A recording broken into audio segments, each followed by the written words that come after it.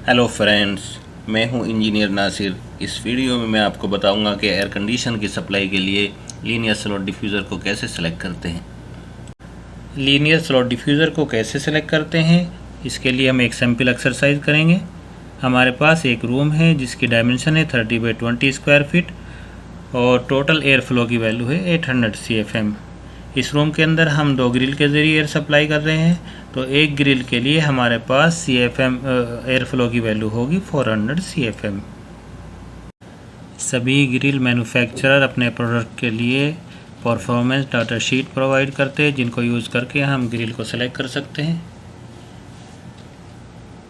हमारे पास total flow की value है 400 CFM, मैक्सिमम थ्रो की वैल्यू है 20 feet and maximum NC level की वैल्यू है 30। तो इन डाटा के लिए हम लीनियर स्लॉट डिफ्यूज़र सेलेक्ट करेंगे। यहाँ से पहले 4 फीट लेंथ के लिए चेक करते हैं। तो 400 CFM 4 फीट लेंथ के लिए 100 CFM पर फीट हो जाएगी, तो यहाँ से हम 100 CFM पर फीट के कॉलम को सेलेक्ट कर लेंगे। फिर हम इसमें नीचे जाएंगे तो एक स्लॉट के लिए NC लेवल की वैल्यू बहुत ज़्यादा है, फिर 2 स्लॉट के लिए भी 50 है, 3 स्लॉट के लिए भी 38, 4 स्लॉट के लिए 31, 5 स्लॉट के लिए NC लेवल की वैल्यू हो जाती है 24, लेकिन थ्रो 33 है और हमें चाहिए 20, तो हम ये भी सिलेक्ट नहीं कर सकते। फिर 6 स्लॉट के लिए देखते हैं, हमारे पास NC लेवल की वैल्यू है लेस देन 20, लेकिन थ्रो 35 हो गया। 7 के लिए भी थ्रो 34, 8 स्लॉट के लिए भी थ्रो 32 हो गया। ये सब ज़्यादा वैल्यू है तो हम इनको नहीं सेलेक्ट कर सकते। फिर दूसरी टेबल में देखते हैं जो 1 इंच स्लॉट विड्थ के लिए है, तो यहाँ से भी हम 100 CFM पर फीट के कॉलम को सेलेक्ट कर लेंगे। फिर ये NC लेवल एक स्लॉट के लिए 50 ज़्यादा हो गई, 2 स्लॉट के लिए 44, 3 स्लॉट के लिए 33, 4 स्लॉट के लिए 25 हो जाती है, लेकिन थ्रो 33 है। फिर नीचे जाते हैं, 5 स्लॉट के लिए थ्रो की वैल्यू 31 है, ये भी ज़्यादा है। 6 स्लॉट के लिए थ्रो की वैल्यू 29, ये भी ज़्यादा है। 7 के लिए 27 और 8 के लिए भी 25। तो इस तरीके से हम 4 फीट लेंथ के लिए स्लॉट डिफ्यूज़र सेलेक्ट नहीं कर सकते। अब 8 फीट लेंथ के लिए चेक करते हैं, तो हमारे पास CFM पर फीट हो जाएगी 50, लेकिन इसके लिए हमें सभी थ्रो को 1.3 से मल्टीप्लाई करना पड़ेगा और NC वैल्यू में 2 प्लस करना पड़ेगा। तो एक स्लॉट के लिए NC की वैल्यू 41 बहुत ज़्यादा है। 2 स्लॉट के लिए NC लेवल की वैल्यू 22, 2 जोड़ने के बाद 24 हो जाएगी, ओके है, लेकिन थ्रो 24 है। 1.3 से मल्टीप्लाई करेंगे तो और भी ज़्यादा हो जाएगा। फिर 3 स्लॉट के लिए देखते हैं, NC लेवल ओके है, थ्रो 21 ऑलमोस्ट ये इससे ज़्यादा है और 1.3 से मल्टीप्लाई करने के बाद तो और ज़्यादा हो जाएगा। फिर उसके बाद 4 स्लॉट के लिए देखते हैं। 4 स्लॉट के लिए हमारे पास थ्रो की वैल्यू है 18 एंड 5 स्लॉट के लिए थ्रो की वैल्यू है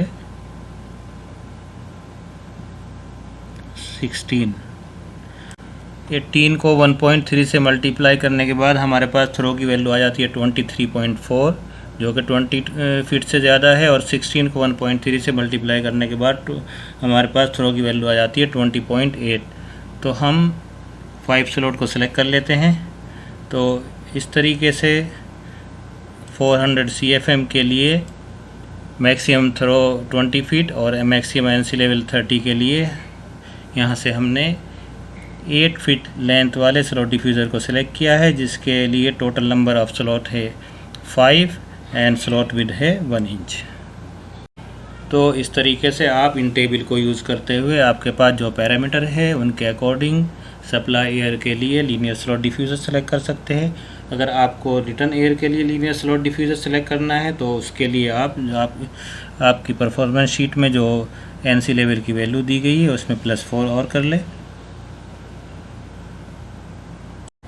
यानी अगर आप रिटर्न के लिए लीनियर स्लॉट डिफ्यूज़र सेलेक्ट कर रहे हैं, तो जैसे यहाँ पे NC लेवल 21 दिया है, तो रिटर्न के लिए आप इसको 25 पढ़ेंगे। 21 + 4 = 25। स्लॉट डिफ्यूज़र सेलेक्ट करने के लिए performance data sheet 4 feet length के बेस पे तैयार की गई है। अगर आपको इससे छोटी या बड़ी स्लॉट डिफ्यूज़र सेलेक्ट करना है तो आपको ये करेक्शन फैक्टर यूज़ करना है। अगर आप 1 फीट लेंथ का स्लॉट डिफ्यूज़र सेलेक्ट करेंगे तो उसका जो थ्रो है आप उसको 0.6 से मल्टीप्लाई करेंगे, 2 फीट के लिए 0.8 से, 3 फीट के लिए 0.9 से, 4 फीट पे ऑलरेडी ये सिलेक्ट किया गया तो 1 से, और 6 to 8 फीट लेंथ के स्लॉट डिफ्यूज़र के लिए आप उसे के थ्रो को 1.3 से मल्टीप्लाई करेंगे। इसी तरीके से अगर आप स्लॉट डिफ्यूज़र 4 फीट से छोटा या बड़ा यूज़ कर रहे हैं तो उसके एनसी लेवल में भी 2 फीट के लिए -3 ऐड करेंगे, 3 फीट के लिए -1.5, 5 फीट के लिए +1 एंड 6 to 8 फीट के लिए +2। लीनियर स्लॉट डिफ्यूज़र के लिए परफॉर्मेंस शीट में हॉरिजॉन्टल थ्रो की जो वैल्यू होती है वो सिर्फ 1 वे पैटर्न के लिए होती है। आपको अगर लीनियर स्लॉट डिफ्यूज़र 2 वे पैटर्न के लिए सेलेक्ट करना है तो आपको ये प्रोसीजर फॉलो करना पड़ेगा। 2 वे थ्रो के लिए आप कैटलॉग में दिया गया डाटा यूज़ कर सकते हैं। हर डायरेक्शन में एयर फ्लो के अकॉर्डिंग आप थ्रो कैलकुलेट कर ले, फिर उसको 20% रिड्यूस कर दें। लीनियर स्लॉट डिफ्यूज़र के लिए 2 वे थ्रो कैसे निकालते हैं इसके लिए एक सैम्पल कैलकुलेशन कर लेते हैं। हमारे पास टोटल एयर फ्लो की वैल्यू है 360 CFM और लीनियर स्लॉट डिफ्यूज़र की लेंथ है 4 फीट। एक डायरेक्शन में फ़्लो की वैल्यू है 240 CFM एंड दूसरे हॉरिजॉन्टल अपोजिट डायरेक्शन में फ़्लो की वैल्यू है 120 CFM। अब हम इन दो फ़्लो के लिए थ्रो की वैल्यू कैलकुलेट करेंगे। हमारे पास एक एयर फ्लो की वैल्यू है 240 4 फीट के लिए, तो 1 फीट के लिए 60 होगी, तो यहाँ से हम 60 CFM पर फीट के कॉलम को सेलेक्ट कर लेते हैं।